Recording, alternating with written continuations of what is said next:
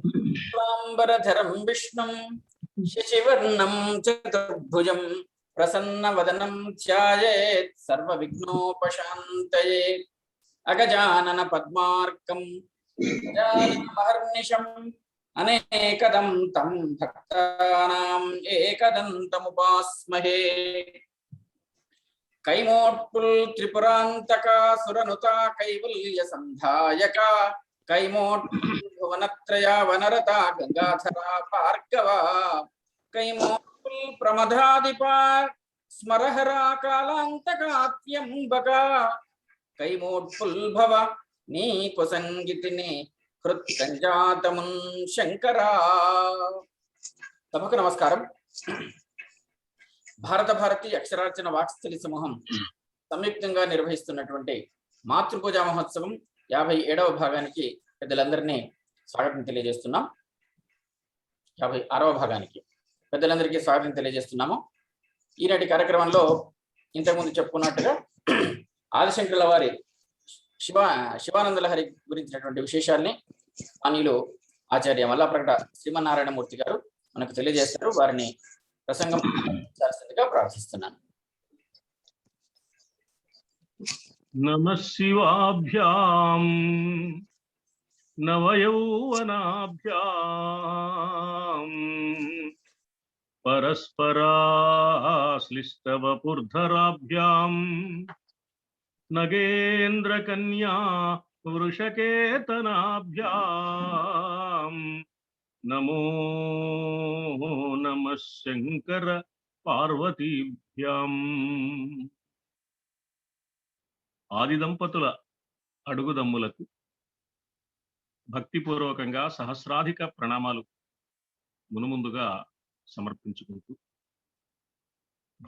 భారతికి నిరంతరం అక్షరార్చన సాగిస్తున్న మాన్య మహోదయులు డాక్టర్ గిరిజా మనోహర్ బాబు గారు, శ్రీ కుందావజ్జల కృష్ణమూర్తి గారు, శ్రీ పాలకుర్తి రామమూర్తి గారు, శ్రీ నారుమంచి వెంకట అనంతకృష్ణ గారు, తదితరులైన సహవ్రతులైన సాహితీమూర్తులు, పెద్దలు అందరికీ ముందుగా నా నమస్కారాలు. తమ ఇంటి లోగిళ్లలో ఉంటూనే శివ ఆనందలహరిని ఆస్వాదించాలన్న సత్సంకల్పంతో ఈ కార్యక్రమంలో పాల్గొంటున్న ఆత్మబంధువులందరికీ నా నమస్కారం. 2 వారాల విరామం తర్వాత మళ్ళీ శివానంద లహరిలో అడుగు పెట్టగలిగే అవకాశం ఈనాడు పరమేశ్వరుడు అనుగ్రహించాడు. శివానంద లహరిలో మనం 29వ శ్లోకంలో ఉన్నాం.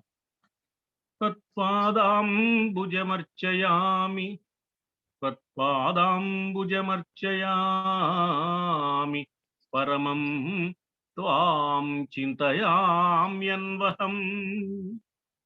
త్వత్పాదాంబుజమర్చయామి పరమం త్వాం చింతయామ్యన్వహం. త్వామీశం శరణం వ్రజామి వచసా త్వామేవ యాచే విభో. వీక్షాం మే దిశ చాక్షుషీం సకరుణాం దివ్యైశ్చిరం ప్రార్థితాం. శంభో లోకగురో మదీయ మనసః సౌఖ్యోపదేశం కురు. 2 వారాల క్రితం జరిగిన 15వ భాగంలో ఈ శ్లోకాన్ని మనం ప్రారంభించుకున్నాం. ఈ శ్లోకంలో మొట్టమొదట త్వత్పాదాంబుజమర్చయామి, తర్వాత పరమం త్వాం చింతయామి అన్వహం, ఆ తర్వాత వచసా త్వామేవ యాచే విభో. నీ పాద పద్మాలను అర్చిస్తాను, పరమమూర్తివైన నిన్నే నిరంతరము ధ్యానిస్తాను, నా వాక్కుతో నిన్నే కావాలని నిరంతరం ప్రార్థిస్తాను, యాచిస్తాను, వేడుకుంటాను, కోరుకుంటాను. మనస్సు, వాక్కు, ఈ రెండింటితో పాటు చేతలు, ఆ చేతలు చేతులుగా మారి ఆ చేతులతో స్వామివారి పాదాలకు నమస్కరించటం. అంటే మనో వాక్ కాయ కర్మలు అని మనం పిలుస్తూ ఉండే త్రికరణాలు పరమాత్మకు సమర్పిస్తున్నాను అంటున్నారు ఆదిశంకరుడు. ఇది సాధారణంగా భక్తుడు చేసే పని. ఇలా సమర్పించడాన్నే, త్రికరణాలు సమర్పించడాన్నే మనం సంపూర్ణ శరణాగతి. సంపూర్ణ శరణాగతి ఇదే. అసలు సిసలు భక్తి లక్షణం కూడా ఇది. మాట్లాడితే స్వామిని గురించి మాట్లాడడం, కోరుకుంటే స్వామినే కోరుకోవడం, మనస్సులో చింతన చేస్తే స్వామిని గురించి చింతన మాత్రమే చేయడం, చేతులతో ఏ పని చేసినా స్వామి పాదాలకు నమస్కరించడానికి ప్రాధాన్యం ఇవ్వడం, స్వామిని సర్వస్వంగా భావిస్తాడు భక్తుడు, అందుకు అనుగుణంగానే ప్రవర్తిస్తాడు భక్తుడు. అందుకని పాదాంబుజం అర్చయామి త్వాం పరమం త్వాం చింతయామి అన్వహం వచసా త్వామేవ యాచే విభో. ఇలా త్వామీశం శరణం వ్రజామి, సర్వేశ్వరుడవైన నిన్నే శరణు పొందుతున్నాను అంటున్నారు ఆదిశంకరుడు. మానవుడు దైవ అనుగ్రహం పొందాలి అంటే ప్రశస్తమైన మార్గం శరణాగతి ఒక్కటే.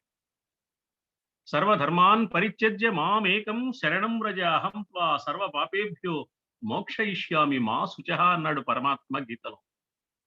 నీవే తప్ప నితఃపరం బెరుగ మన్నింపంతగున్ దీనునిన్ రావే ఈశ్వర కావవే వరద సంరక్షించు భద్రాత్మక అని గజేంద్రుడు శరణు వేడుకున్నాడు.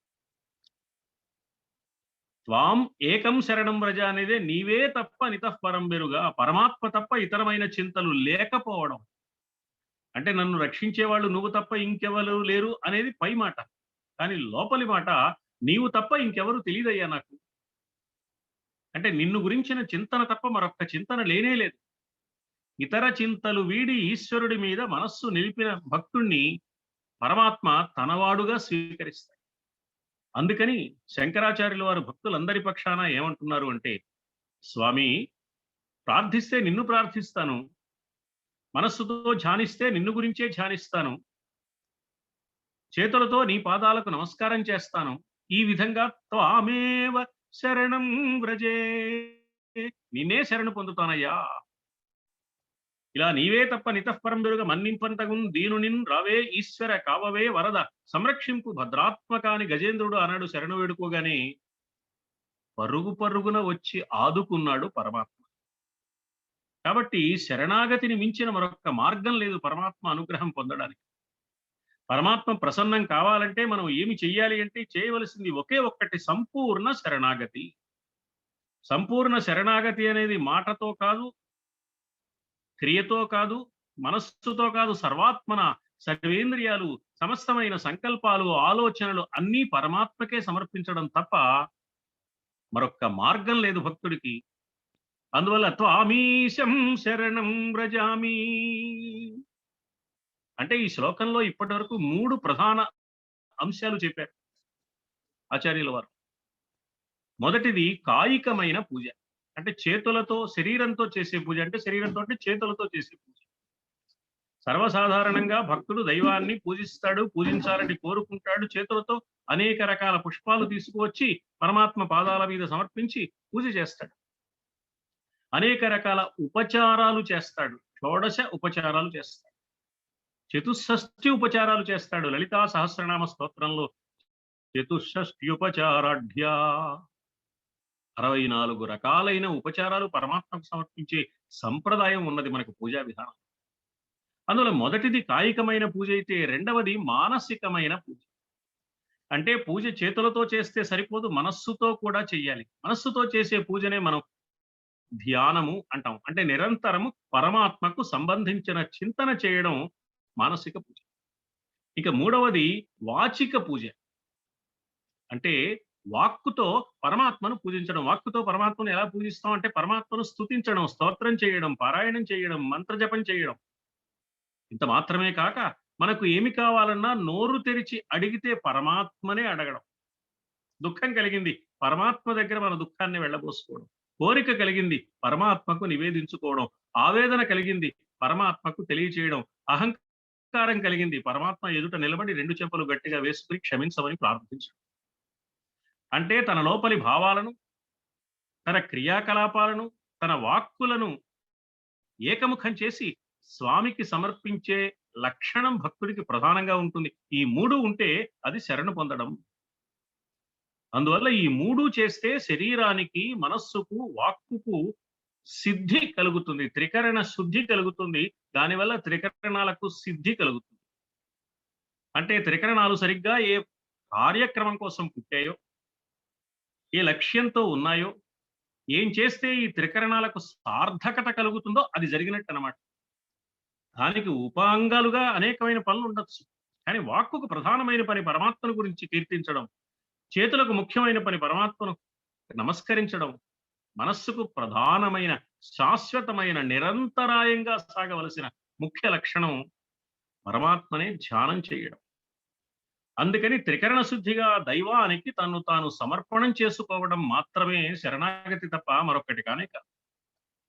ఏ కార్యసిద్ధి జరగాలన్నా అందుకోసం చేసే ప్రయత్నంలో మనకు త్రికరణ శుద్ధి కావాలి. కేవలం దైవానుగ్రహానికి మాత్రమే కాదు, ఏ పని చేసినా త్రికరణ శుద్ధిగా చేస్తేనే ఆ పని విజయవంతం అవుతుంది. మనస్సు, వాక్కు, శరీరము ఈ 3ంటికి శృతి కుదిరినప్పుడు మాత్రమే కార్యసిద్ధి కలిగే అవకాశం ఉంది. ఈ 3ంటికి శృతి కలగాలంటే ఈ 3ంటికి లక్ష్యం ఒక్కటే అయి ఉండాలి. ఒకే లక్ష్యం కోసం ఈ 3 పనిచేసినప్పుడు మాత్రమే అది సిద్ధిస్తుంది.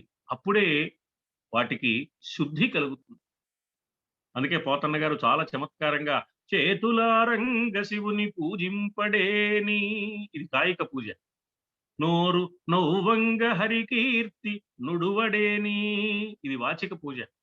దయయు సత్యంబు లోనుగా తలపడేని, కలుగనేటికి కల్లుల కడుపు చేటు. దయాసత్య స్వరూపుడైన పరమాత్మను నిరంతరం మనస్సులో ధ్యానిస్తూ దయకు, సత్యానికి అనుగుణంగా తన జీవన వైఖరిని తీర్చిదిద్దుకోవడం పరమాత్మ మెచ్చే లక్షణం. అప్పుడు పరమాత్మ సంతోషిస్తాడు. కాబట్టి మనస్సుతో పరమాత్మను ధ్యానించడం అనేది సత్ప్రవర్తనకు కూడా దోహదం చేస్తుంది. సమాజానికి ఉపయోగకరమైన వ్యక్తిగా, సమాజ సంక్షేమానికి తగిన వ్యక్తిగా తను తాను తీర్చిదిద్దుకోవడానికి పరమాత్మను ఆరాధించడం, దయాస్వరూపుడిగా పరమాత్మను గుర్తించడం, సత్యస్వరూపుడుగా పరమాత్మను అర్థం చేసుకోవడం, దయకు, సత్యానికి తన అంతరంగంలో ప్రధానంగా చోటు కల్పించడం. ఇలా లేనివాడి బ్రతుకు ఒక బ్రతుకా అని ప్రశ్న వేశారు పోతన్న గారు. ఎందుకు ఈ 3 రకాలు చెప్పారు అంటే, దైవానికి అసలు ఆకారం లేదు. మన కోసం దైవానికి ఒక ఆకారం పరమాత్మ కల్పించుకున్నాడు. ఉపాసకానాం కార్యార్థం బ్రహ్మణో రూపకల్పన అన్నారు వ్యాసుల వారు. ఉపాసకులైన వారు, భక్తులైన వారు, ఆరాధించాలని అనుకుంటున్న వారు ఒక రూపం కనిపిస్తే తృప్తి పడతారు. కాబట్టి వారికి ఆరాధించడానికి సౌకర్యంగా ఉంటుంది. కాబట్టి రూపం లేని పరమాత్మ, రూపంతో అవసరం లేని పరమాత్మ మన కోసం ఒక రూపాన్ని ధరించి వచ్చాడు. ఒక రూపం ఏమిటి? ఎన్నో రూపాలు ధరించి వచ్చాడు. ఏ రూపం కావలసి వస్తే ఆ రూపాన్ని ధరించి వచ్చాడు. అందువల్ల పరమాత్మ రూపం లేనివాడు. లేని పరమాత్మ ఏ రూపమైనా పొందుతాడు. అంటే శరీరం లేని పరమాత్మ శరీరాన్ని ధరిస్తాడు.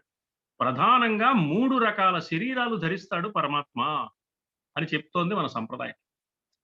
దాన్నే మనం స్థూల శరీరం, సూక్ష్మ శరీరం, కారణ శరీరం అంటాం. ఈ 3ంటికి ఇంకొక పేరు కూడా ఉంది. భగవద్గీతలో వినపడుతుంది ఆ పేరు, క్షరపురుషుడు, అక్షర పురుషుడు, పురుషోత్తముడు. ఈ పురుషోత్తముడే ఉత్తమ పురుషుడు అన్నారు. ఇలా భగవానుడు గీతలో వివరించిన ఈ 3 లక్షణాలు స్థూల, సూక్ష్మ, కారణ శరీరాలకు సంబంధించినవి. స్థూల శరీరాన్ని క్షరపురుషుడు అన్నారు. భగవంతుడు సగుణంగా, సాకారంగా ఏదో ఒక రూపాన్ని ధరించి ఉన్నప్పుడు కనిపించే రూపం క్షరపురుషుడు. క్షరపురుషుడు అని ఎందుకన్నారంటే ఈ రూపం నిలబడదు, శాశ్వతం కాదు. మరొక భక్తుడికి ఈ రూపం ఉండదు, ఇంకో రూపం ఉంటుంది. ఇంకో భక్తుడి దగ్గర మరొక రూపం ఉంటుంది. ఈ భక్తుడికే శివరాత్రి నాడు శివుడి రూపం ఉంటే, శ్రీరామనవమి నాడు రాముడి రూపం ఉంటుంది. శివరాత్రి నాడు ఉన్న రూపం వేరు, శ్రీరామనవమి నాడు ఉన్న రూపం వేరు. కానీ శివరాత్రి నాడు శివుడి రూపంలో, శ్రీరామనవమి నాడు రాముడి రూపంలో, కృష్ణాష్టమి నాడు కృష్ణుడి రూపంలో, శరన్నవరాత్రుల్లో అమ్మవారి రూపంలో ఉన్నది ఒకే ఒక్క దైవ తత్వం తప్ప వేరొక్కటి కాదు. కాబట్టి ఏ రూపంలో ఉన్నా ఈ రూపం మారిపోతూ ఉంటుంది. అందుకని ఈ మార్పు ఉంది కాబట్టి ఇది క్షరం, మారిపోయేది ఉండేది కాదు. అందుకని క్షర పురుషుడు అన్నారు.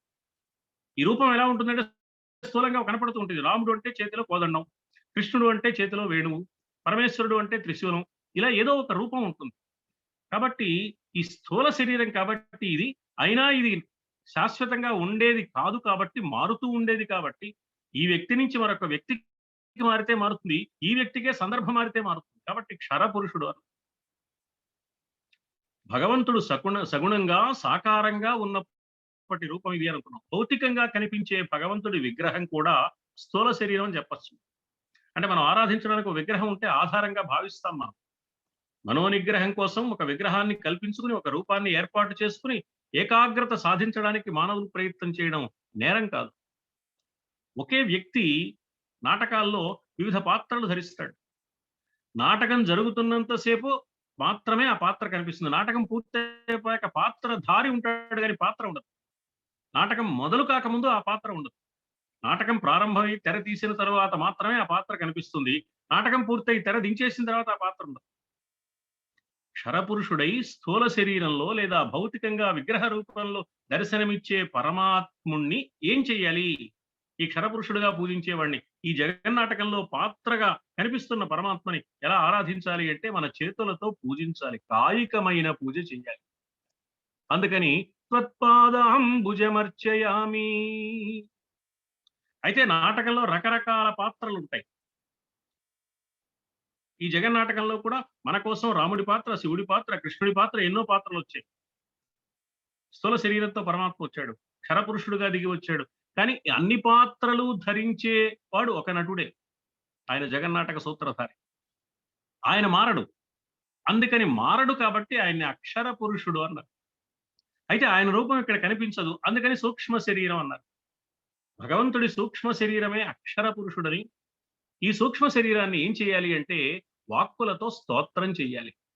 మన కోరికలు వాక్కులతో ఆ సూక్ష్మ శరీరం రూపంలో ఉన్న పరమాత్మకు నివేదించుకోవాలి. ఇంకా మూడవది, ఈ పాత్రలన్నింటినీ సృష్టించిన నాటకకర్త లేక సూత్రధారుడు ఉంటాడు, ఆయన పురుషోత్తముడు. ఆ పురుషోత్తముడిని మనం కారణ శరీరం అంటుంది వేదాంత శాస్త్రం. ఈ పురుషోత్తముణ్ణి ఏం చేయాలి అంటే మనస్సుతో ధ్యానం చేయాలి. ఇది మానసికమైన పూజ. కాయికమైన పూజ, వాచికమైన పూజ, మానసికమైన పూజ. దైవాన్ని మనం చేసే అర్చన 3 తీరులుగా ఉంటుంది అని చెప్తోంది మన సంప్రదాయం. భగవంతుడి అంశ అయిన జీవుడికి కూడా స్థూల, సూక్ష్మ, కారణ శరీరాలు ఉంటాయి. ఎలా ఉంటాయి అంటే జీవుడు మేలుకున్న సమయంలో అతడిలో పనిచేసేది స్థూల శరీరం. అప్పుడు జీవుడికి ఓ పేరుంది, విశ్వడు అని.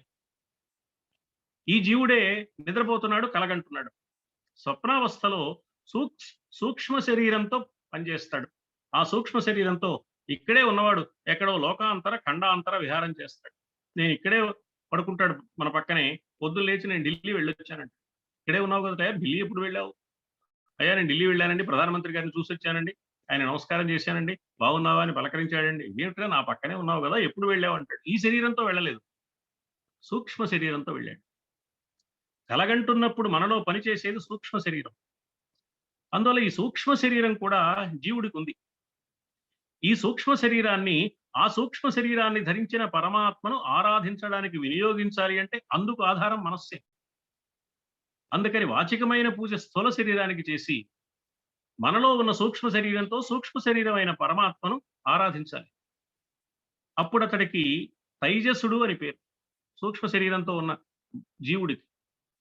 స్థూల శరీరం క్షరపురుషుడి అంశ అయితే సూక్ష్మ శరీరం అక్షర పురుషుడి అంశ. ఈ రెండింటితో సరిపోయింది అంటే మూడోది ఉంది, అది పురుషోత్తముడు. దాన్నే కారణ శరీరం అన్నారు. భగవద్గీతలో త్వావిమౌ పురుషౌ లోకే క్షరశ్చ అక్షర ఏవ చ క్షరః సర్వాణి భూతాని కూటస్థః అక్షర ఉచ్యతే. ద్వావిమౌ పురుషౌ లోకే, పురుషుడు అనే పేరుతో పిలువబడే ఈ తత్వము రెండుగా ఉన్నది. క్షరశ్చ అక్షర ఏవ చ, అక్షర పురుషుడు, అక్షర పురుషుడు. ఎవరయ్యా క్షరపురుషుడు అంటే క్షరః సర్వాణి భూతాని, సమస్త ప్రాణులు క్షరపురుషులే. కూటస్థః అక్షర ఉచ్యతే. కూటస్థుడు అంటే అన్ని ప్రాణుల్లోనూ ఉంటాడు, ఏ ప్రాణితోనూ సంబంధం కలిగి ఉండడు, అన్ని ప్రాణుల్ని నడిపిస్తాడు. అందరు ప్రాణులతో సంబంధం ఉంటుంది, ఏ ప్రాణి తాను కాడు, ప్రాణమే అవుతాడు తప్ప. ప్రాణి వేరు, ప్రాణం వేరు. కూటస్థుడు అంటే అలా తటస్థంగా ఉంటూ ప్రతి శరీరంలోనూ తాను వెలుగుతూ ఉంటాడు, కనిపిస్తూ ఉంటాడు. వెలుగుతున్న బల్బు వేరు, బల్బులో ఉన్న వెలుగు వేరు. ఆ తర్వాత మూడోది చెప్పారు, ఉత్తమ పురుషస్తు అన్యః పరమాత్మా ఇది ఉదాహృతః. ఉత్తమ పురుషస్త్వన్యః పరమాత్మేత్యుదాహృతః. యో లోకత్రయమావిశ్య బిభర్తి అవ్యయ ఈశ్వరః. ఈ క్షరపురుషుడు, అక్షర పురుషుడు, ఉత్తమ పురుషులు అనే ముగ్గురు ఉన్నారు. ఈ ఈ ఉత్తమ పురుషుడు ఏం చేస్తున్నాడు, పురుషోత్తముడు ఏం చేస్తున్నాడు అంటే పరమాత్మ అని పిలువబడుతున్నాడు. ఈ పరమాత్మ అనే పేరుతో ఏ ఉత్తమ పురుషుడిని, పురుషోత్తముడిని మనం పిలుస్తున్నామో ఆ పురుషోత్తముడు లోకత్రయమావిశ్య, ముల్లోకాలలో అంగుళం ఖాళీ లేకుండా అంతటా ఆవరించి ఉంటాడు, ఆక్రమించి ఉంటాడు, నిండి ఉంటాడు. బిభర్తి అవ్యయ ఈశ్వరః. ఈ ముల్లోకాలను తాను భరిస్తూ ఉంటాడు, ధరిస్తూ ఉంటాడు, నడుపుతూ ఉంటాడు. ఈ కాలచక్రానికి, భూచక్రానికి ఆధారమై ఉంటాడు. అంటే సమస్త సృష్టికి మూలాధారమైన ఒకే ఒక్క శక్తి క్షరపురుషుడుగా, అక్షర పురుషుడుగా కూడా దిగి వస్తుంది. మనకు కనిపిస్తున్నది క్షర పురుషుడు, ఆ క్షర పురుషుడు లోపల పనిచేస్తున్న శక్తిగా ఉన్నది అక్షర పురుషుడు. ఈ అక్షర పురుషుడికి, క్షర పురుషుడికి మూలమైన శక్తి పురుషోత్తముడు. మనకు బాగా ఇంకా అర్థం కావాలంటే దైనందిన జీవితంలో బల్బు ఉన్నది, బల్బులో ఉన్న విద్యుత్ ఉన్నది. ఈ విద్యుత్ ఇక్కడికి ప్రసారం కావడానికి కారణమైన ట్రాన్స్ఫార్మరో, పవర్ స్టేషన్ ఉంది. బల్బు లేకపోతే వెలుగు రాదు మనకి, కానీ బల్బులోకి విద్యుత్తు వస్తే గానీ వెలుగు రాదు. బల్బు క్షరపురుషుడు అనుకుంటే అందులోకి ప్రసారం అవుతున్న విద్యుత్తు అక్షర పురుషుడు. ఈ అక్షర పురుషుడు ఇక్కడికి ఎలా వచ్చాడు అంటే పవర్ స్టేషన్ ద్వారా వచ్చాడు, అంటే పురుషోత్తముడి దగ్గర నుంచి వచ్చాడు. బల్బు స్థూలం, అందులో ఉన్న విద్యుత్తు సూక్ష్మం. పవర్ స్టేషన్ ఉందే అది దీనికి కారణం. కాబట్టి స్థూల సూక్ష్మ కారణ శరీరాలు జగత్తు అంతా నిండి ఉన్నాయి. విశ్వ, తైజస, ప్రాజ్ఞ అనే పేర్లతో జాగ్రత్త, స్వప్న, సుషుప్తి దశల్లో జీవుడిలో పనిచేసే పరమాత్మ, ఆ పరమాత్మకు సంబంధించిన తత్వంగా దీన్ని గుర్తించాలి అని బ్రహ్మాండ పురాణంలో చెప్పారు వ్యాసుడు. విశ్వరూప జాగరిణి స్వపంతి తైజసాత్మిక సుప్త ప్రాజ్ఞాత్మిక తుర్యా సర్వావస్థ వివర్జిత. లలితా సహస్రంలో వివరించారు. జాగ్రత్త, స్వప్న, సుషుప్తి అవస్థలలో ఉంటూనే ఈ అవస్థలలో దేనికి అంటకుండా అతీతంగా ఉండే తురియ అవస్థ పరమాత్మ తురీయ అన్నారు ఆయన.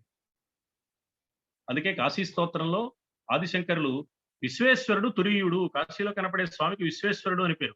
విశ్వేశోయం తురీయ, పరమాత్మే తురీయుడు. ఆయన ఎలాంటి వాడు అంటే సకల జన మనస్సాక్షిభూతో అంతరాత్మ. సకల జనుల యొక్క మనస్సుకు సాక్షిగా ఉండేవాడు. మనస్సు కాదు ఆయన, శరీరము కాదు, కానీ మన శరీరం కాకుండా, మనస్సు కూడా కాకుండా ఆ మనస్సుకు సాక్షిగా ఉండేవాడు. అలా ఉండే స్వామినే అంతరాత్మ, లోపలి ఆత్మతత్వం, లోపలి శక్తి. కాశీ స్తోత్రంలో ఆదిశంకరులు ఈ తురీయ స్థితిని గురించి వివరిస్తూ, ఈ తురీయ స్థితిని పొందే వరకు జీవుడికి వేదన ఉంటుంది సుమా, దాన్నే జీవుడి వేదన. అప్పటిదాకా ఈ జీవుడి వేదన కొనసాగుతుంది. జీవుడి వేదన కారణంగా భక్తి అంకురిస్తుంది.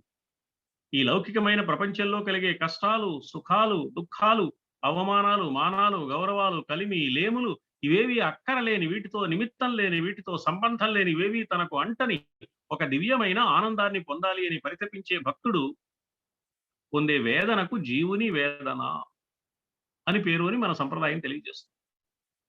కాబట్టి ముందరి 3 దశలకు 3 అంశాలను చెంది వాటిని వాచిక, మానసిక, కాయిక పూజలతో అర్చించాలి అని చెప్పారు. దీన్నే శరణాగతి అన్నారు. శరణాగతి సంప్రదాయంలో రక్షిష్యతీతి విశ్వాస అని ఒక మాట. ఎవరిని శరణ పొందుతాం మనం? తప్పకుండా ఇతడి నుంచి మనకు రక్షణ లభిస్తుంది అన్నవాడిని శరణ పొందుతాం. ఎవరి నుంచి రక్షణ లభిస్తుంది? ఒక్క పరమాత్మ నుంచి తప్ప. పరమాత్మ మాత్రమే రక్షించగలడు, ఇంకా రక్షించగలిగిన వాళ్ళు ఎవరు లేరు. అందుకని లౌకికమైన ఆధారాలను ఆలోచనలను పక్కన పెట్టి సర్వాధారమైన పరమాత్మని మాత్రమే మానవుడు ఆరాధించాలి. అలా ఆరాధిస్తే తప్పక దైవం తనను రక్షిస్తాడు, తనను దైవం తప్పక రక్షించగలడు అన్న విశ్వాసం ఈ శరణాగతిలో చాలా ముఖ్యం. త్వామీశం శరణం వ్రజామి అంటే నేను ఈ విశ్వాసం కలిగి ఉంటున్నానయ్యా, నేను శరణు పొందుతున్నాను, త్రికరణ శుద్ధితో నిన్ను అర్చిస్తున్నాను, నీ కటాక్షం కోరుకుంటున్న భక్తుణ్ణి నేను అని పరమాత్మను శరణు పొంది శివ కటాక్షం కోసం పరితపించే భక్తులందరికీ ప్రతినిధిగా ఆదిశంకరులు త్వామీశం శరణం వ్రజామి అన్నారు. అలా కాయిక వాచిక మానసిక పూజలతో పరమాత్మను అర్చించి శరణు పొందిన భక్తుడికి దైవం ప్రసన్నుడైతే భక్తుడు ఏమి కోరుకోవాలి? దైవాన్ని సంపదలు కావాలంటే సంపదలు కోరుకుంటాడండి, విద్య కావాలంటే విద్య కోరుకుంటాడు, మరొకటి కావాలంటే మరొకటి కోరుకుంటాడు. అంటే ఇవి ఏవి కోరుకున్నా మనశ్శాంతి లభించదు, ముఖ్యంగా ఆనందము లభించదు. ఇంతకు ముందే చర్చ వచ్చింది, సుఖం ఏమిటి, సంతోషం ఏమిటి, ఆనందం ఏమిటి. శరీరానికి సంబంధించింది సుఖం, కాసేపు మనస్సుకు అనిపించేది సంతోషం, ఇవి మారిపోతూ ఉంటాయి. ఇప్పుడు సుఖంగా ఉన్నా తారీఖు మారితే ఈ సుఖం దుఃఖంగా మారుతుంది. ఓ మధుర పదార్థం ఉంది, తింటున్నప్పుడు సుఖంగా ఉంది కాసేపు, అదే పనిగా తింటే సుఖం దుఃఖంగా మారుతుంది. ఏదో ఒక దృశ్యం చూసాం వెండి తెర మీద, రోజుకు 4 సినిమాలు వారం రోజులు చూస్తే సంతోషం పోయి విచారం మిగులుతుంది, కళ్ళద్దాల పవర్ పెంచుకోవలసిన పరిస్థితి వస్తుంది. అందువల్ల తారీఖు మారితే మారిపోయే సుఖం కానీ సంతోషం కానీ ఆనందం కాదు. ఆనందం అన్నది ఒక్క మారు కలిగితే ఇక అది దుఃఖంగా కానీ విచారంగా కానీ మారేది కాదు. ఈవేళ సంతోషం కలిగితే ఏం ప్రయోజనం? ఎప్పటికీ ఉండాలి కదా. ఈవేళ సుఖం పొందితే ఏమి లాభం? ఎప్పటికీ ఇది నిలవాలి కదా. ఎప్పటికీ నిలిచేది ఆనందం మాత్రమే కానీ సుఖం కానీ సంతోషం కానీ కాదు. ఈ ఆనందాన్ని పొందడానికి, ఈ ఆనందం మనస్సుకి కలగడానికి, కలిగిన ఈ ఆనందం స్థిరంగా నిలవడానికి ఏమి కావాలో అది కోరుకునేవాడు తెలివైనవాడు. పరమాత్మ కనపడ్డమే అరుదైతే ఆ పరమాత్మను త్రికరణ శుద్ధిగా ఆరాధిస్తే, ఆరాధన భరించి పరమాత్మ ప్రత్యక్షమై నీకేం కావాలరా అని అడిగినప్పుడు ఏం కోరుకోవాలో సరిగ్గా ఆలోచించి కోరుకోవాలి. అందుకని ఏం కోరుకోవాలో చెప్తున్నారు ఆదిశంకర్. భక్తులందరి పక్షాన తాను అది కోరుకుంటున్నారంటే భక్తులందరికీ ఒక సూచన చేస్తున్నారు, ఒక ఉపదేశం చేస్తున్నారు. కోరుకోవాల్సింది ఇదే సుమా అని చెప్పడం కోసం. మనస సౌఖ్యోపదేశం కురు, నా మనస్సు ఎలా ఉంటే నాకు సుఖంగా ఉంటుందో, నేను ఏ ఆలోచనలతో ఉంటే నాకు నిజమైన సుఖము శాంతి కలుగుతాయో ఆ మార్గం ఏదో ఉపదేశించు స్వామి అని కోరుతున్నారు ఆదిశంకరులు పరమేశ్వరుణ్ణి భక్తులందరి పక్షాన. అంటే నా మనస్సు శివాధీనం అయితే, శివుడికి లొంగిపోతే, నా మనస్సు శివ సర్వస్వం అయితే, శివుడే నా మనస్సంతటా నిండి ఉంటే, శివుడు తప్ప మరొక ఆలోచన రాని స్థితికి నా మనస్సు ఎదిగిన వేళ నాకు అసలైన సుఖశాంతులు కలుగుతాయి. ఆ ఎదగడం నా చేతుల్లో లేదు. నేను నీకు సమర్పించుకుంటున్నాను, నీకు నన్ను సమర్పించుకుంటున్నానన్నది గుర్తించి నువ్వు అనుగ్రహించు ఈ దివ్య స్థితిని. ఆ స్థితిని ప్రసాదించు స్వామిని ప్రార్థిస్తున్నారు ఆదిశంకరులు పరమేశ్వరుణ్ణి మనందరి పక్షాన. ఏమిటయ్యా ఆ స్థితి అంత గొప్పదా అంటే, అవునండి చాలా గొప్పది. ఈ స్థితి కోసమే దేవతలు సైతం పరితపిస్తున్నారు. దేవతలకు కూడా ఈ స్థితి లేదు. అమృతం తాగారు కాబట్టి వాళ్ళకి మరణం ఇప్పట్లో లేకుండా ఉందేమో గాని ఈ దివ్యమైన ఆనందం పొందే స్థితి ఎక్కడుంది? ఇది కావాలని దేవతలు సైతం పరితపిస్తున్నారు. దివ్యైశ్చిరం ప్రార్థితం, చిరకాలంగా దేవతలు ప్రార్థిస్తున్న ఈ దివ్య ఆనందమయమైన ఈ స్థితి ఇది కావాలి. ఎంతో కాలంగా ప్రార్థిస్తున్నారు అంటే ఇంతకాలంగా ప్రార్థిస్తున్న దేవతలకు సైతం ఇది అందనిది అన్నమాట. ఇంత అరుదైన, ఇంత విలువైన, ఇంత మహత్తరమైన, ఇంత శాశ్వతమైన యథార్థమైన ఆనంద స్వరూపం ఇది. ఈ ఆనందాన్ని యథార్థమైన సౌఖ్యం అన్నారు. మనస్సుకు అప్పుడు కలిగే సౌఖ్యం తాత్కాలికం కాదు, శాశ్వతం. అందుకని ఈ సౌఖ్యోపదేశం చేయవయ్యా పరమేశ్వర అని అడుగుతున్నారు ఆదిశంకరులు భక్తులందరి పక్షాన. అంటే భక్తులు ఇది కోరుకోవాలి అని. బానే ఉంది, మనం కోరుకుంటే సరిపోతుందా? పరమేశ్వరుడు ఏమంటాడు, నేనెందుకు ఉపదేశించాలయ్యా, నాకేమిటి అవసరం అంటాడేమో అని. శంభో లోక గురో, నువ్వు ఎందుకు ఉపదేశించాలంటే నువ్వు నా గురువువి, నాకు గురువై నన్ను నీ శిష్యుడిగా స్వీకరించవయ్యా అని ప్రార్థిస్తున్నారు. అప్పుడు కూడా పరమేశ్వరుడు ఏమనొచ్చు అంటే, భలేవాడివయ్యా, నీకు నేను గురువేమిటి, నువ్వు నా శిష్యుడు ఎప్పుడయ్యావు, ఎలా అవుతావు, అదేం కుదరదు అంటావేమో. పరమేశ్వర అలా అనడానికి నీకు అవకాశం లేదు. నువ్వు నాకేమిటి, లోకం మొత్తానికి నువ్వే గురువయ్యా. శంభోలోక గురో అనే సంబోధన ఇందులో ప్రయోగించడంలో ఆంతర్యం. అందుకే మనకు ప్రసిద్ధంగా శివాయ గురవే నమః. శివుడు జ్ఞానాన్ని ప్రసాదించే గురువుగా వచ్చినప్పుడు ఆయన్ని దక్షిణామూర్తి అన్నారు మన సంప్రదాయంలో. అందుకని పరమేశ్వర, నాకేమిటి స్వామి, ఈ లోకం మొత్తానికి నువ్వే కదా గురువు, కాబట్టి జ్ఞానోపదేశం చేసే దక్షిణామూర్తిగా సాక్షాత్కరించి నన్ను అనుగ్రహించు. తస్మై శ్రీ గురుమూర్తయే నమ ఇదం శ్రీ దక్షిణామూర్తయే. కాబట్టి లోక గురో అన్నారు ఆదిశంకరులు ఇక్కడ సంబోధనలు. సరే, లోక గురువే, మనస్సుకు సుఖంగా ఉండాలి. ఈ ఉపదేశం ఎలా చెయ్యాలి అంటే, ఓ మంత్రం ఇవ్వాలా, ఏం సాధన చెయ్యాలో, ఏం జపం చేయాలో, ఆ జపం చేసేటప్పుడు వేళ్ళు ఎలా కదిలించాలో, అంగన్యాస కరన్యాస విధానాలు తెలియజేయాలా, లేకపోతే ఏ దైవమూర్తిని ఎదురుగా పెట్టుకుని చెయ్యాలో ఆ విశేషాన్ని చెప్పాలా, ఏం చెప్పాలయ్యా పరమేశ్వరుడు, ఏం బోధించాలి అంటే అది కూడా చెప్తున్నారు ఈ శ్లోకంలోనే. వీక్షాం మే దిశ చాక్షుషీం సకరుణాం. కరుణ నిండిన నీ చూపులను నీ కన్నులతో నా పట్ల ప్రసరింపజేయి స్వామి. నీ కన్నుల నిండా కరుణ ఉంది, ఆ కరుణతో కూడిన చూపులు ఉన్నాయి నీ కన్నుల్లో. ఆ చూపులు నా వంక చూడు ఒక్కసారి, ఆ కరుణ నిండిన చూపులతో చాలు, నా మనస్సులో ఏది రావాలో అది వస్తుంది. అంటే పరమేశ్వర అనుగ్రహం కలిగితేనే మనం ప్రశాంతంగా ఉండడానికి కావలసిన మంచి ఆలోచనలు మన అంతరంగంలో ప్రవేశిస్తాయి అన్నమాట. ఎందుకు ఈ మాట అన్నారు అని ఆలోచిస్తే, మన సంప్రదాయంలో ఏ శిష్యుడికైనా బ్రహ్మోపదేశం ఎలా జరుగుతుంది అని మనం పరిశీలిస్తే, బ్రహ్మోపదేశం చేసేది తండ్రిగా గురువుగా కనిపిస్తూ ఉంటారు మనకు సంప్రదాయంలో. కానీ దైవమే గురువు రూపంలో వచ్చి ఉపదేశిస్తాడు అన్నది మన సంప్రదాయం. అందుకే వేదం బ్రహ్మైవ ఆచార్య రూపేణ అవతిష్ఠతే. పరమాత్మే దైవము రూపంలో కనిపిస్తున్నాడు సుమా. భగవత్ సాక్షాత్కారం కోసం భక్తుడు ఆరాటపడితే, ఆ ఆరాటంలో నిజాయితీ ఉంటే, నిజంగా ఆరాటపడుతున్నాడు, ఊరికే నోటి మాటగా అనటం లేదు, నాకు ఇంకేమీ అక్కర్లేదు నీ అనుగ్రహమే కావాలి అని పరితపిస్తున్న మాట యథార్థమైతే, ఈ యథార్థంగా ఉండే పరితాపం తప్పకుండా పరమాత్మకు తెలుస్తుంది. పరమాత్మ గుర్తిస్తాడు. గుర్తించి ఏం చేస్తాడు అంటే, ఆకలితో ఉన్న బిడ్డకు తల్లి పరుగు పరుగున వచ్చి అన్నం పెట్టడానికి వచ్చినట్లుగా, ఆకలి తీర్చినట్లుగా గురువు రూపంలో దైవమే వచ్చి జీవుని వేదన అనే ఆకలి తీరడానికి కావలసిన ఉపదేశం చేస్తాడు. అక్కడ ఆకలి తీరడానికి ఆహారం కావాలి, ఇక్కడ ఈ ఆకలి తీరడానికి సరి అయిన జ్ఞాన మార్గం ఉపదేశం కావాలి. తల్లి వలె బాధ్యత పడి పరమాత్మ గురు రూపంలో వచ్చి అలా ఉపదేశిస్తాడు. గురువు ఉపదేశం చేసేటప్పుడు ఓ మంత్రం ఇస్తాడు. లోకంలో సాధారణంగా కనపడేది విధానం అది. మనం ఏమనుకుంటామంటే, మంత్రం అంటే కేవలం శబ్దాలు నేర్పడమే కదా, ఆ శబ్దాన్ని ఎలా ఉచ్చరించాలో చెప్పడమే కదా అనుకుంటాం. కానీ నిజానికి ఆ శబ్దాలు నేర్పడం మాత్రమే కాదు మంత్రం అంటే. గురువైన దైవము తన తపోబలంతో తనలో దాగి ఉన్న దైవీ శక్తిని దయార్ద్రమైన తన చూపులతో శిష్యుడి హృదయంలో ప్రవేశపెడతాడు. ఇది ఉపదేశం అంటే. మంత్రం అంటే కేవలం అక్షరాల సముదాయం కాదు.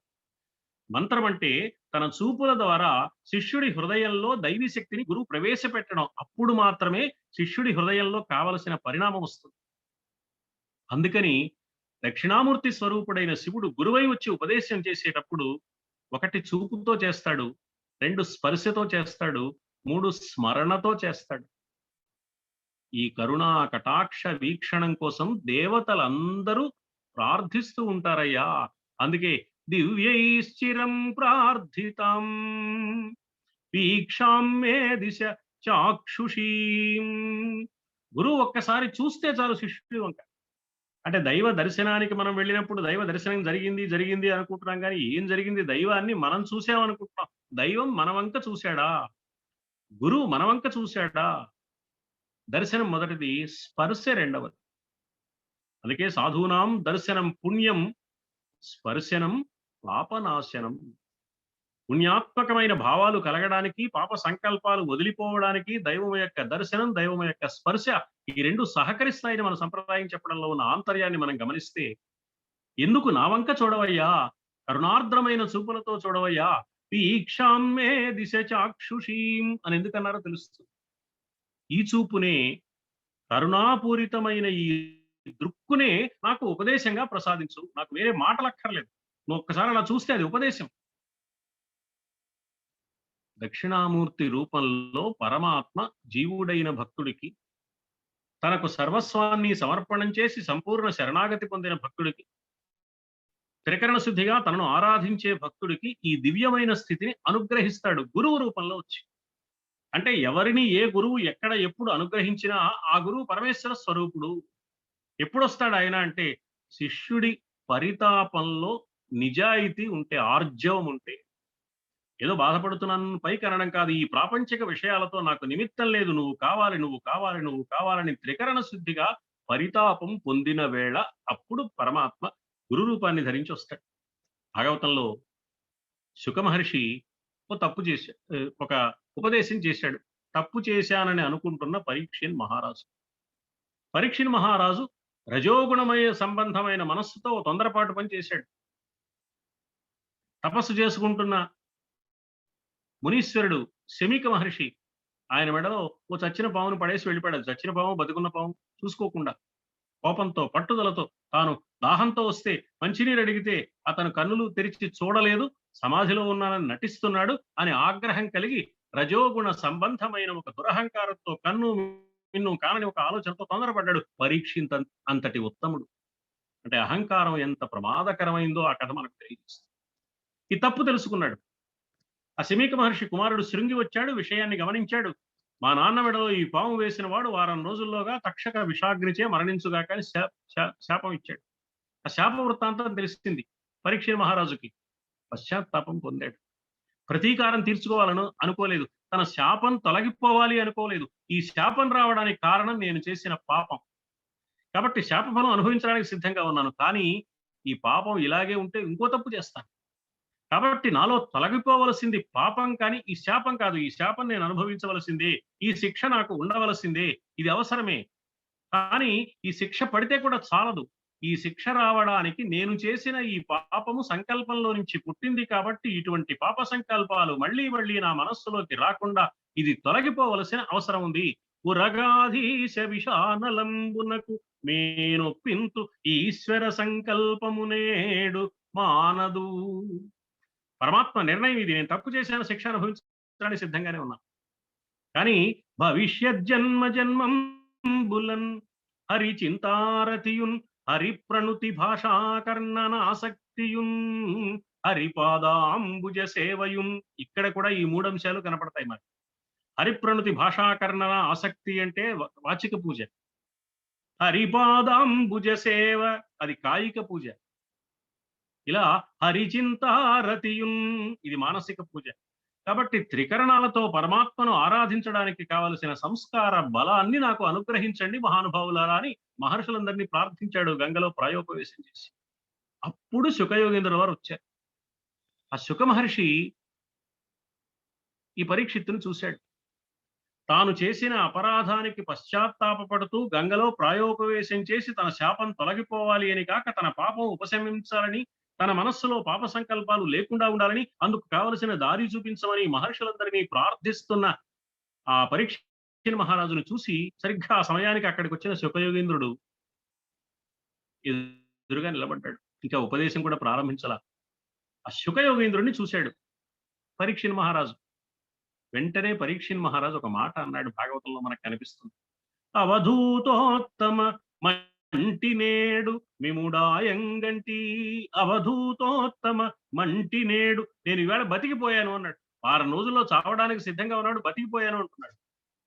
6 రోజుల్లో మరణించడానికి సిద్ధంగా ఉన్నాడు, బతికిపోవడం ఏంటండి అంటే ఈ బ్రతుకుకి ఏది పరమార్థమో, శరీరం రాలిపోవడం అనే ఈ మరణం వచ్చే లోపల ఏం తెలుసుకుంటే, ఏమి గుర్తిస్తే, ఏమి చేయగలిగితే ఈ శరీరానికి, ఈ జన్మకు ఒక సార్థకత సిద్ధిస్తుందో అది ప్రసాదించడానికి కావలసిన సద్గురువు వచ్చాడు కాబట్టి బతికిపోయాను. ఆ గురువు రాకపోతే, ఆ ఉపదేశం పొందలేకపోతే ఈ జన్మకి ఇంకా ఉపయోగం లేదు. ఇలాంటి జన్మలు మరో 1000 ఎత్తాలి. ప్రతి జన్మలో ఇలాంటి నేరాలు 1,00,000 చేయాలి.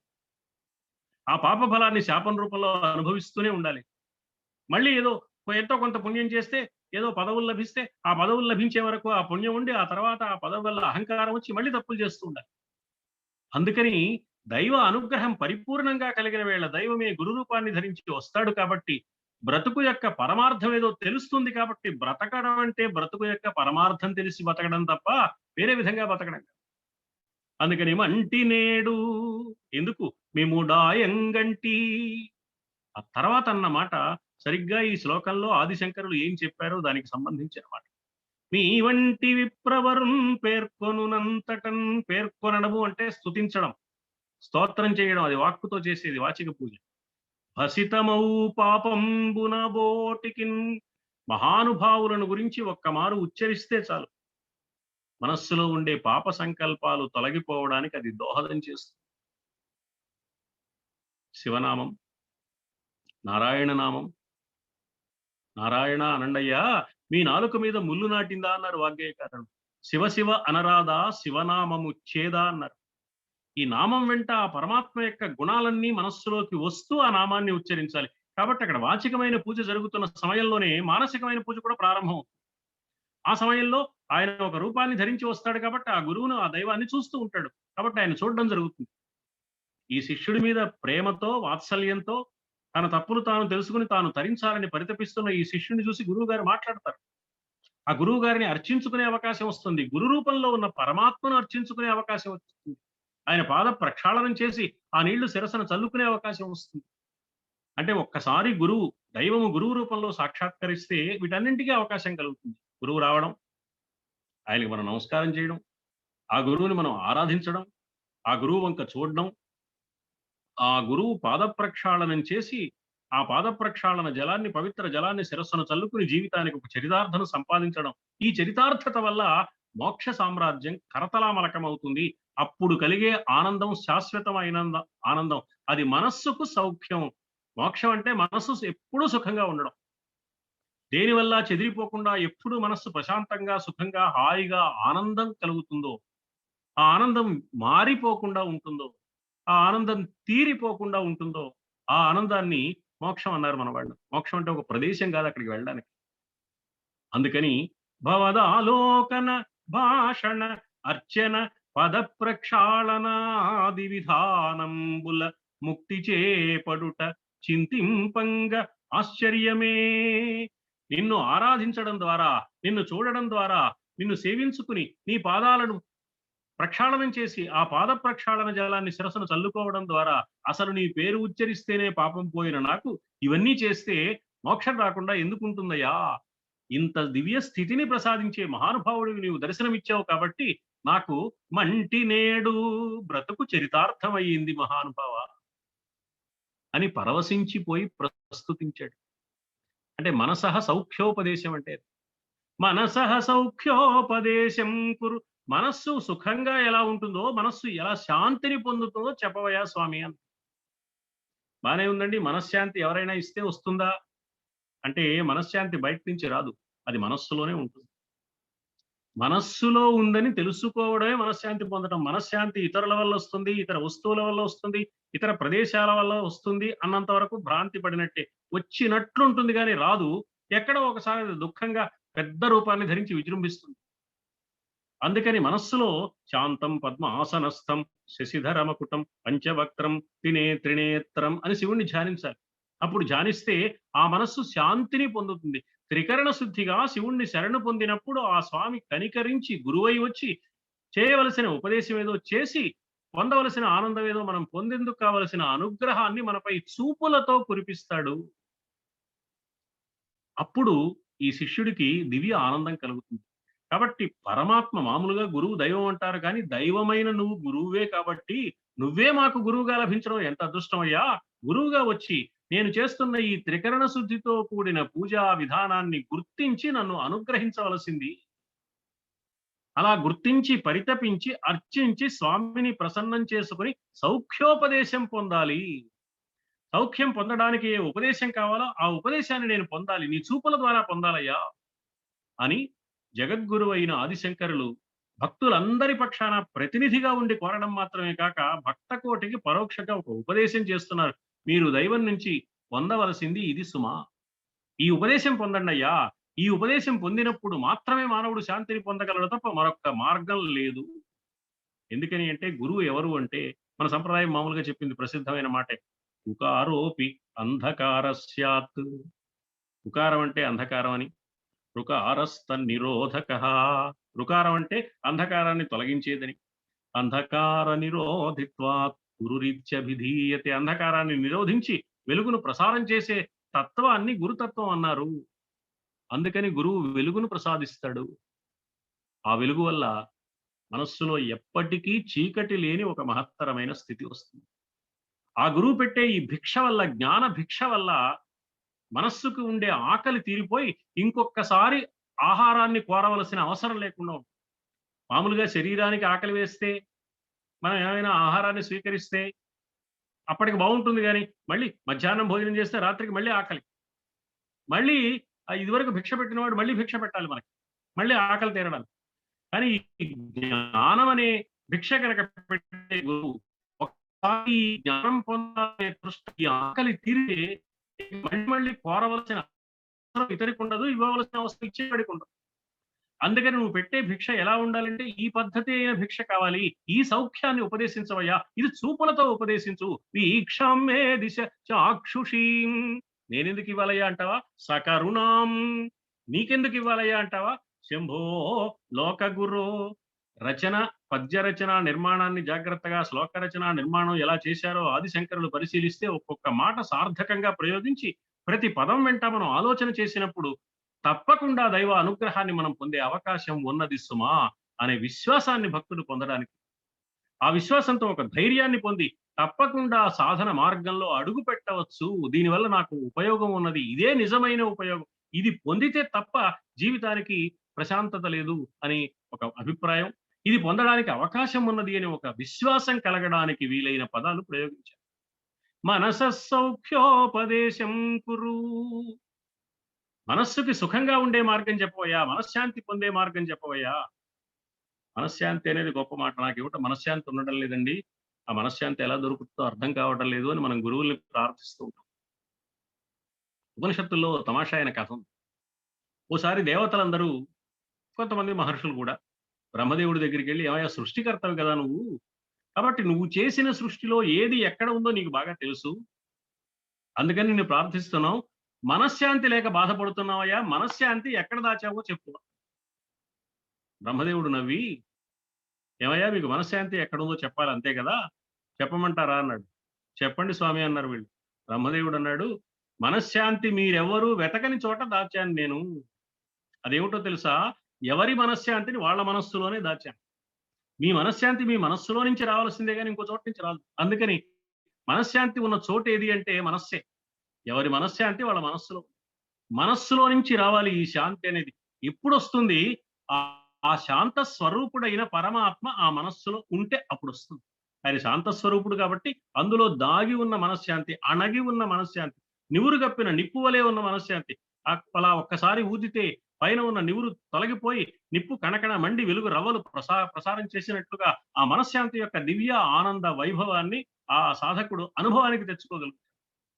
అందుకని సౌఖ్యోపదేశం కురు.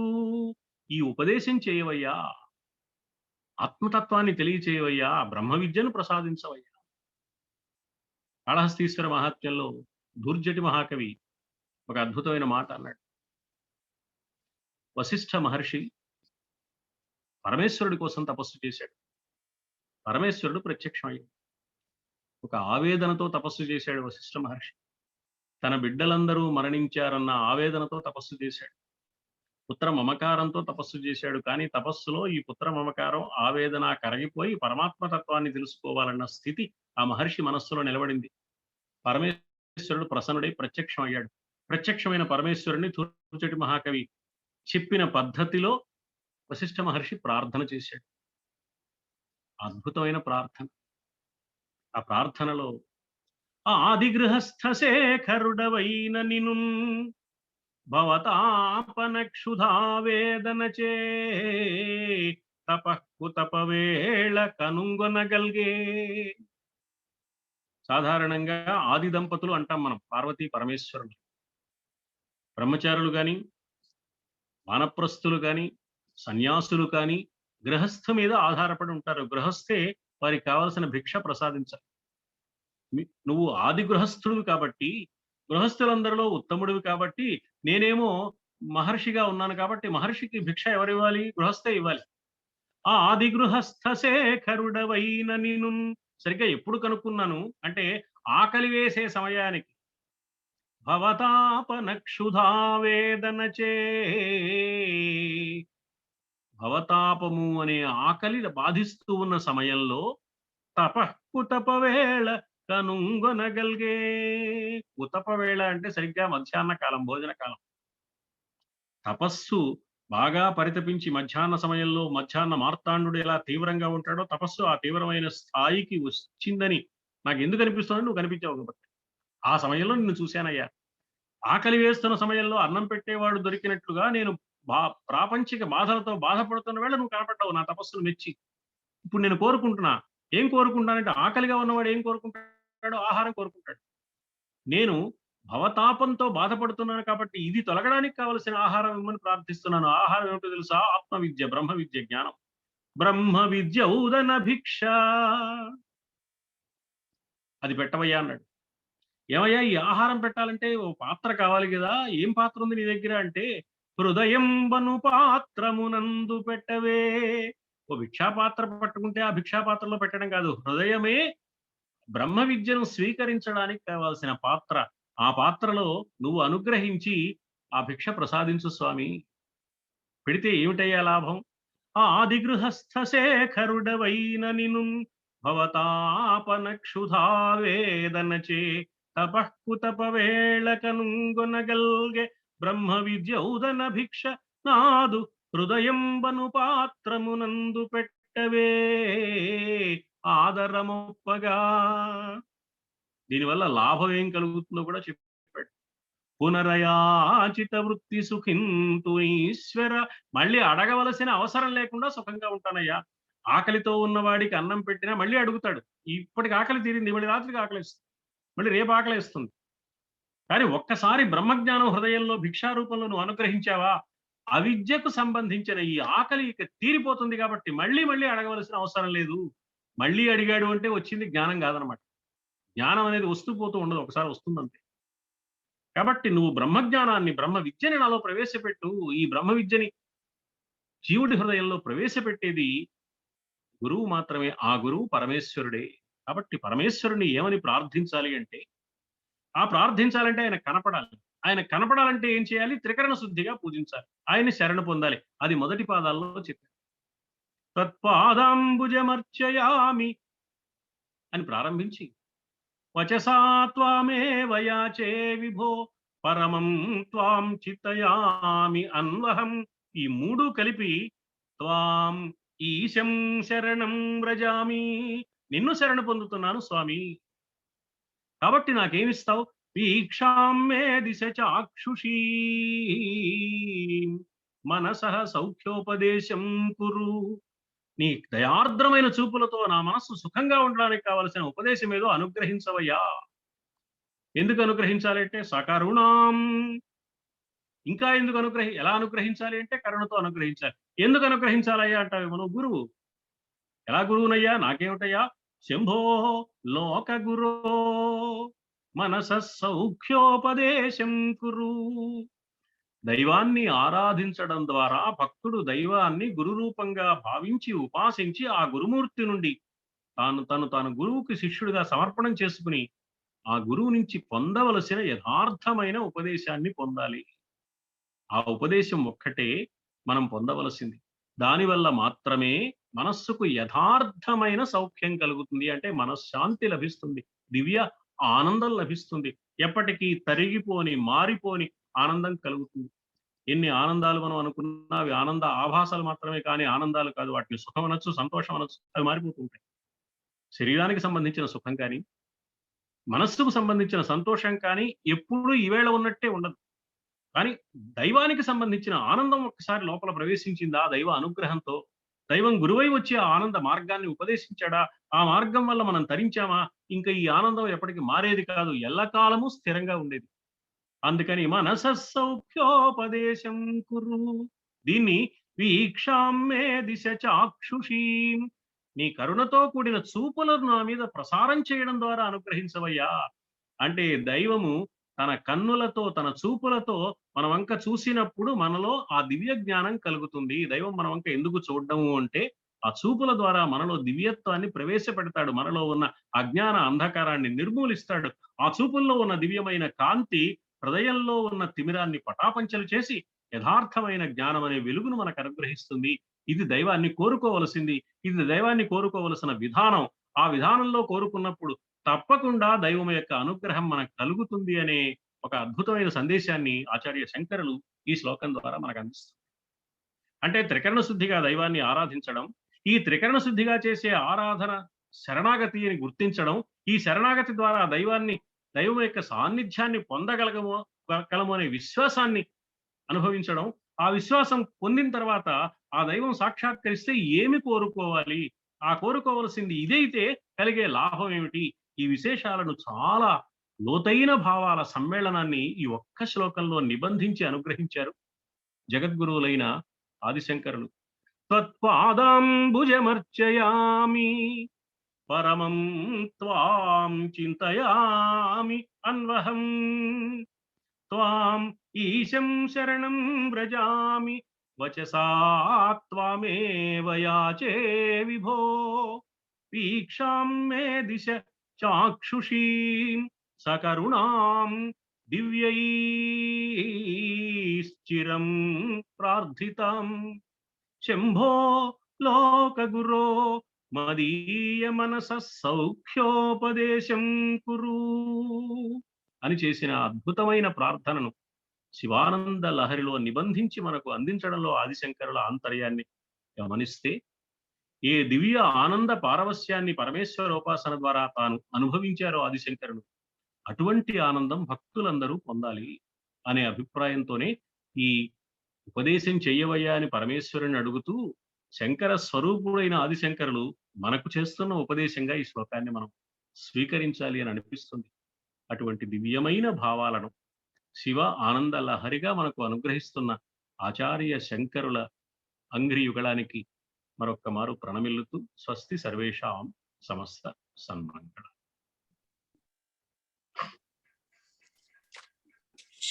లోకశంకరులు అంటే లోకక్షేమమే తన క్షేమంగా భావించి భగవంతుణ్ణి ఎట్లా శరణు వేడాలి, ఆయన కటాక్షాన్ని కాయికంగా వాచికంగా ఎట్లా చేయాలి అనే విషయాల్ని చాలా సులభంగా మనకు విషయాన్ని శంకర భగవత్పాదుల వారు గురు రూపంలో వచ్చే స్వామిని ఎట్లా మనం ప్రసన్నం చేసుకోవాలి అనే విషయాన్ని అనేక ప్రమాణాలతో, ఉపనిషత్ కథలతో, దుర్జటి వంటి మహాకవుల యొక్క పద్యాలతో, పోతన గారి పద్యాలను ఆధారంగా చేసుకొని పెద్దలు పల్లాప్రగడ శ్రీమన్నారాయణమూర్తి గారు చెప్పారు.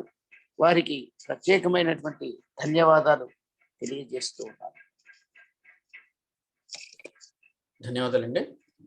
ఈరోజు ఆదిశంకరుల వారి శివానంద లహరి గురించినటువంటి అనేకమైనటువంటి అంశాలని మనకు తెలియజేసినటువంటి మాన్యులు ఆచార్య మల్లాప్రగడ శ్రీమన్నారాయణమూర్తి గారి పదపద్నాలకు నమస్కరిస్తూ, ఈరోజు కార్యక్రమంలో చాలా మంది పెద్దలు పాల్గొన్నారు. వాళ్ళందరికీ భారతీయ అక్షరార్చన వాక్స్థలి సమూహం పక్షాన కృతజ్ఞత తెలియజేస్తున్నాను. ఈరోజు కార్యక్రమాన్ని కృష్ణ స్తుతితో ముగించుకుందాం. కలడే నీ కనిపించడే మని మహాగర్భాన సర్వజ్ఞతాబిలముందూరు మనుష్యమూషక మనో విజ్ఞానమే పాటి గోకుల ధూళీ కణకోణలేశమగునప్పో వీని రక్షింపగా తలమే బ్రహ్మకునైన జ్ఞానలవమేదన్ గోపికా వల్లభ. నమస్కారం.